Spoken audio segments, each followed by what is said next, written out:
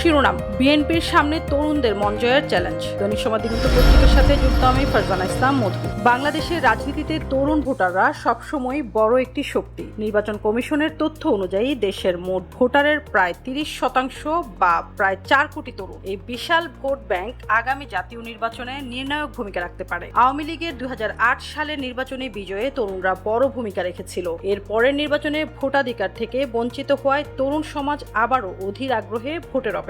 BNP নেতারা বলেছেন, তরুণদের নিয়ে নতুন বাংলাদেশ গড়াই তাদের লক্ষ্য। এজন্য কর্মসংস্থান, জীবনমুখী শিক্ষা, বিদেশি ভাষা শিক্ষা, খেলাধুলা ও সংস্কৃতিকে গুরুত্ব দিচ্ছেন তারা। দলের ঘোষিত 31 দফার মধ্যে 22 দফায় তরুণদের জন্য বিশেষ পরিকল্পনা রয়েছে। 1 বছর বেকার ভাতা, দক্ষতা উন্নয়ন, চাকরির বয়স সীমা বৃদ্ধি, স্টার্ট আপ ফান্ড ও সহজ ঋণ সহ নানা উদ্যোগ। তবে সম্প্রতি ডাকসু ও জাকসুর মতো ছাত্র সংসদ নির্বাচনে ছাত্র দলের ভরাডুবি প্রশ্ন তুলেছে সংগঠনের সক্ষমতা নিয়ে। সাংগঠনিক দুর্বলতা, সঠিক প্রার্থী না পাওয়া, অন্তর্কন্দল, চাঁদাবাজি ও দখলবাজির অভিযোগ শিক্ষার্থীদের আস্থায় আঘাত করেছে বলে মনে করেন অনেকেই। তা সত্ত্বেও বিএনপি নেতারা বলছেন, এই ব্যর্থতা থেকে শিক্ষা নিয়ে সামনে এগোবেন তারা। বিএনপির ভারপ্রাপ্ত চেয়ারম্যান তারেক রহমান একাধিকবার বলেছেন, তরুণদের জন্য প্রযুক্তি নির্ভর শিক্ষা, বিদেশি ভাষা শিক্ষা, স্বল্প মেয়াদী টেকনিক্যাল কোর্স, আন্তর্জাতিক পেমেন্ট গেটওয়ে ও খেলাধুলাকে পেশা হিসেবে প্রতিষ্ঠার